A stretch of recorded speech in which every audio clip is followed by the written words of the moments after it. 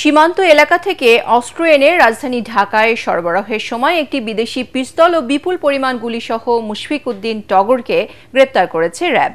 গোপন সংবাদের ভিত্তিতে গতকাল রাজধানীর আজিমপুর এলাকা থেকে তাকে আটক করা হয়। সকালে কারওয়ান বাজারে র্যাব মিডিয়া সেন্টারে সংবাদ সম্মেলনে এসব তথ্য জানান র্যাব ৩-এর অধিনায়ক লেফটেন্যান্ট কর্নেল ফায়েজুল আরেফিন। তিনি আরও জানান, গ্রেপ্তারকৃত টগর ২০০২ সালে বুয়েট শিক্ষার্থী সাবিকুন নাহার সনি হত্যা মামলার আসামি ছিল। প্রাথমিক জিজ্ঞাসাবাদে ধৃত আসামির নিকট থেকে চাঞ্চল্যকর অনেক তথ্য আমরা পাই।